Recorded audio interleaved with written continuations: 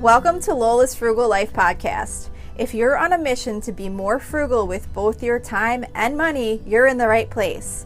In this podcast, we talk about topics that help enhance living a frugal lifestyle. The goal is to save time and money where we can so that we can use the rest on what matters most to us. We talk a lot about both time and money management so that we can waste as little as possible on both. We do this while also embracing a progress over perfection mindset. If that sounds good to you, then please stick around for the latest episode right after a few quick words from our sponsor. Hi everyone, welcome back to my weekly meal plan episode. If you are new here, this is a quick episode that I do every Wednesday, in which I share with you my family's meal plan for the upcoming week. And the idea is just to maybe give you some motivation to get your meal plan together or give you some ideas of some things you'd like to make. My meal plan can be found on my website at lolasfrugallife.com. There's a blog post for each weekly meal plan, and in that meal plan there are links to any of the recipes that I mention. I just think that meal planning has done so much for me as far as saving me money, saving me time, and just making life a lot easier. And I do use a meal rotation where I repeat certain meals on a certain frequency. So if you want to maybe try that, I can tell you that it makes a huge difference to have at least a few days of the week that are kind of on an auto rotation, so you don't even have to think about planning those. So this week's meal plan starts on Saturday, July 1st. For Saturday, we are doing Philly cheesesteak pasta. This is from smalltownwoman.com. I made this a few weeks ago and everybody really liked it, so I'm going to make this again. It is basically like one of those skillet type dishes. It's got ground beef, mushrooms, peppers and onions, French onion soup, and penne pasta. And you just kind of make it like a big skillet meal. And that was really good. Oh, and it has cheese in it too. So we're going to do that again for Saturday. For Sunday, I'm going to be doing Cuban-style pork chops. This is from foodnetwork.com. I really love these. I think they're so good. You marinate the pork chops in like a citrus mixture. It's like orange juice and lime juice. And then you put fresh oregano leaves in there if you have that. I've also done it without the oregano leaves. It still comes out really good. But you basically marinate the pork chops and then you stuff them with deli ham and cheese and Swiss cheese, and then you grill them. They're so good. It says to use thick pork chops and butterfly them, which works fine too, but what I actually started doing is getting Aldi has these really thin pork chops, and I use those. So I do like one thin pork chop, I do like the ham and the cheese, and then another thin pork chop on top, and it's just a little bit easier than butterflying and stuffing the pork chop, so that's an option too. And then with those on the side, I'm going to be doing Hellman's Original Potato Salad, which is from food.com. For Monday, it's our hamburger night. We do this every other Monday, so I just take ground beef, make it into patties. Since the weather's nice, I'll probably be throwing it on the grill.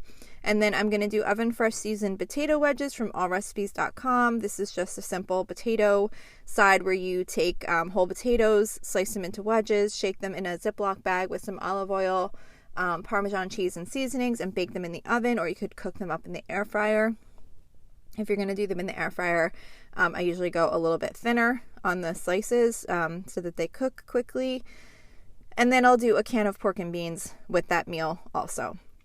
Tuesday, we always do some type of Mexican theme meal. This week is Chipotle night. That's like my favorite of the Mexican theme meal nights.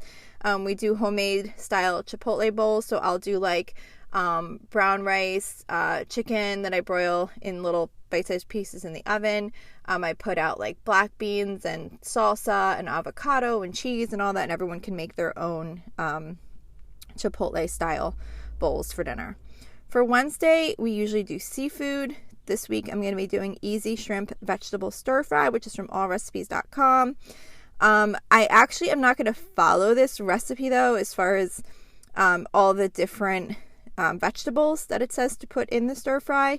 I'm just kind of using it as a placeholder on my meal plan because I wound up just finding like a bag of stir fry frozen vegetables when I was putting my grocery order together. So I'm just going to use that and make it easier rather than buying a whole bunch of fresh vegetables, because since I'm making this meal on Wednesday and I get my groceries the previous Thursday. I try not to like do too many meals with fresh vegetables like that late into the week, because then they'll be sitting in my fridge for like 5 or 6 days or whatever.